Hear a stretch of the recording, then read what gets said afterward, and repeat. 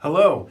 We are picking back up into week 3 of our read through the Bible in a year, in this year in 2026, and we are picking back up in Genesis chapter 32 as we left off with Jacob heading back to the promised land with his wives, with his children, with all of his riches, getting ready to meet his brother Esau, who last time that they saw each other, Esau promised to kill Jacob next time that they met.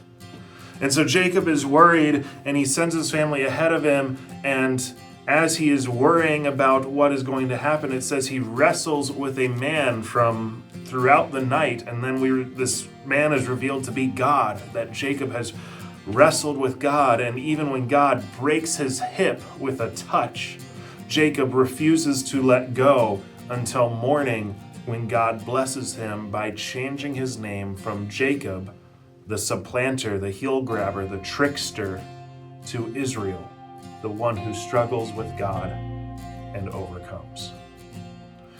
And so then they get back, and in that same moment, Jacob meets Esau, and Esau has over the years learned forgiveness and has softened his heart toward Jacob. And so they actually depart on decent terms, at least not wanting to kill each other. And we see that Jacob and his family, they settle back down in the promised land, and it is not an easy life by any means. There are problems that happen. But where we pick up then is that we continue into the story of one of Jacob's sons, Joseph, the firstborn son of Rachel, the one who Jacob loved more. And so Jacob starts treating Joseph, the youngest son, almost youngest son, as if he's the firstborn son, and this gets all of his other brothers jealous. And so what ends up happening is they end up at one point kidnapping him and selling him off to slavery, and then acting as if an animal had gotten a hold of Joseph and killed him. And so Joseph ends up being sold into slavery in Egypt, and then we find out that this all seems to have been worked out almost as if by some sort of divine plan. Because Joseph, while he is a slave in Egypt, he finds himself serving Pharaoh's captain of the guard and then becoming the best slave in the house, basically becoming his butler, the guy in charge of his household. And then Joseph faces his own temptations when Potiphar, his master's wife, decides to try and sleep with him. And Joseph runs away to his credit, but he left behind his garment, and so she accuses him of trying to take advantage of her. And so then Joseph is thrown in prison.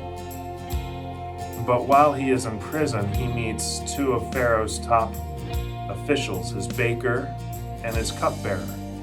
These are the people who handle Pharaoh's food.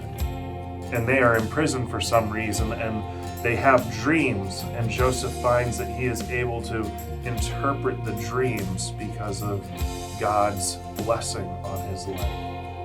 And so Joseph interprets their dreams, and then years later, when Pharaoh has a dream that no one can understand, they remember Joseph in prison, and they bring him out of prison, and he's able to interpret Pharaoh's dream and saying that God's going to send you 7 years of plenty followed by 7 years of famine. And so you need to get ready now during these 7 years of plenty, or else you won't survive the 7 years of famine. And Pharaoh makes Joseph second in command of all of Egypt. And Egypt thrives under Joseph. And then when the famine hits, it doesn't affect just Egypt, it affects the rest of the world. And lo and behold, in order to go find food, Joseph's brothers come to Egypt and end up trying to buy food from Joseph. And he has to test them to see if they truly have learned humility and love for each other. And he tricks them a couple of different times, but eventually reveals himself to his brothers. And then they bring back home, and they bring Jacob down to Egypt as well to survive the famine. And then the people of Israel are in Egypt for many, many years. after that. Now we're going to finish this week's readings by starting into the book of Exodus, where we see that the Israelites, the descendants of Jacob, are not only still in Egypt, but they have also become slaves. And now they are starting to call out for God to deliver them from slavery. And God chooses one man, Moses, who grew up in the Egyptian palace after being hidden away as a baby, to go and set his people free. And he calls Moses from the burning bush out in the land of Sinai. And there, Moses learns that he has to go back and set the Hebrews free.